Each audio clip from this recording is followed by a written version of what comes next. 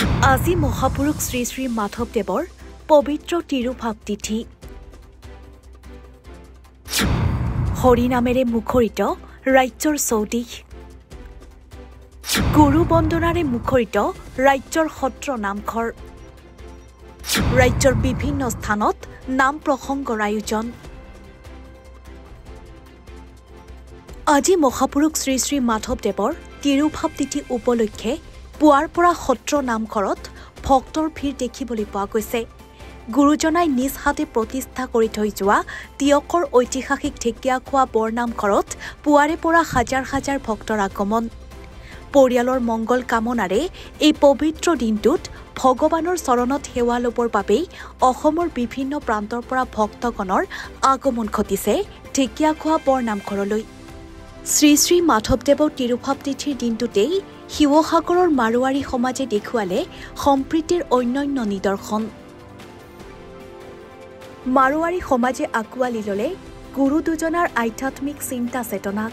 শিৱসাগৰত বিগত ৪৬টা বছৰে বসবাস কৰি নন্দকিশোৰ জাউৰৰ পৰিয়ালটোৱে প্ৰতি বছৰে আয়োজন কৰি আহিছে এদিনীয়াকৈ ভাগৱত পাঠ অনুষ্ঠান। বিগত বছৰসমূহৰ দৰে এইবাৰো পৰিয়ালটোৱে আজি আয়োজন কৰিছে অবিৰত ভাগৱত পাঠ অনুষ্ঠান। বৰপেটা সত্ৰত মাধৱদেৱৰ কীৰ্তন মহোৎসৱ পালন। কৃষ্ণ নাম আৰু হৰিনাম ধ্বনিৰে মুখৰিত সত্ৰ নগৰী বৰপেটা।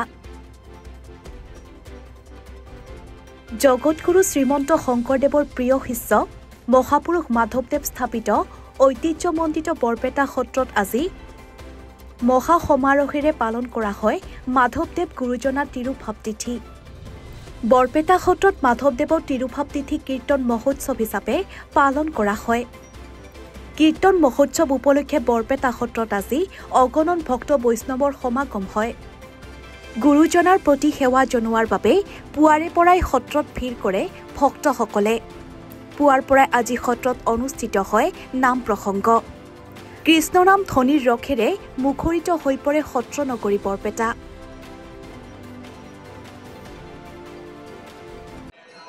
আমাৰ তিথি মহোৎসৱকেইটা সাধাৰণতে সম্পূৰ্ণ সত্ৰীয়া ৰীতিৰে কৰা হয় আৰু মাধৱদেৱৰ যিটো তিৰুভাৱ তিথি আজি সভা বুলি কোৱা হয়, 10 দিন আগতে কীৰ্তন স্থাপনা কৰা হৈছিলে আৰু সেই তালভংগ নোহোৱাকৈ আজিলৈকে প্ৰসংগ চলি আছে। আৰু আজি বিশেষভাৱে যুগল প্ৰসংগৰ পিছতে 10টা ঘোষা গোৱা হ'ব।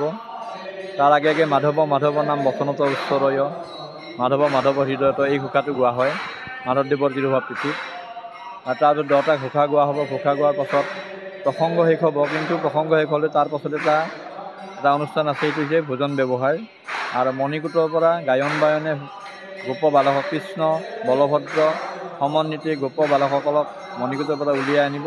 আনি গুৰু আসনৰ সন্মুখত তেওঁলোকে ভোজন ব্যৱহাৰ ঝুমুৰ আসন অভিনীত কৰিব। আৰু অভিনয় হোৱাৰ পিছত বৃন্দাবনত কৃষ্ণই যেনেকৈ গোপ বালকসকলৰ লগত লৱণো বিতৰণ কৰি খাইছিল, ঠিক তেনেধৰণে তেনেকুৱা কথাৰে এইটো ভোগ কৰা হ'ব। আৰু সেই ভোগবিলাক এই শিশুবিলাকৰ মাজত বিতৰণ কৰা হ'ব, মানে গোপ শিশুসকলৰ লগত। তাৰপিছতে বিয়লি পৰত এটা সুন্দৰ অনুষ্ঠান আছে, যিটো কৰভাৰ প্ৰদান। এই কৰভাৰ প্ৰদানটো আচলতে পূৰ্বৰ পৰাই আছে চলি। বিশেষকৈ যেতিয়া বৰপেটা সত্ৰৰ ৰঙিয়াল গৃহ পুৰি যোৱাৰ পিছত মথুৰা দাস বুঢ়া এটা, প্ৰথমতে গোপাল দাতিৰ নাম আছিল, গোপাল দাতিয়ে মনৰ দুখতে ভেলাডোবাত তেতিয়া মাধৱ পুৰুষ আছিলে আৰু ভেলাডোবালৈ গৈছিল। আৰু মাধৱদেৱ পুৰুষে তেতিয়া গোপালক সোধাৰ পাছত যেতিয়া গম পালে, তেতিয়া কৈছে যে পুৰা পুৰিছে গজালি ওলাব। মই এইবুলি হৰিবল্লভাতে কৈছিল যে দুপাটি বস্ত্ৰ গুৱাপান আৰু মই এই 2টা নাগেৰী টকা দিলোঁ, এই টকাটো মই কৰ হিচাপে বৰপেটা স্থানলৈ দিলোঁ আৰু 3 ৰাজ্যই কৰ দিব। এই কৰ দিয়া প্ৰথাটো আজিও চলি আছে। আৰু এইবেলি থোল দক্ষিণাতীয়ে কৰভাৰ প্ৰদান কৰিব। আৰু কৰভাৰ প্ৰদানৰ যিটো দৃশ্য, অনুপম দৃশ্য। আৰু তেওঁলোকে গায়ন বায়ন, তাৰপিছত থিয় নামৰ দল, ব্যাস কীৰ্তনীয়া আৰু ল'ৰাৰ পৰা বুঢ়ালৈকে চাউল, কোমোৰা, নাৰিকল, তামোল পাণ, তেল, মিঠাতেল ইত্যাদি ভাৰ বান্ধি লৈ আহি সত্ৰত কৰভাৰ প্ৰদান কৰিব। সেয়াও সম্পূৰ্ণ সত্ৰীয়া ৰীতিৰে কৰা হয়।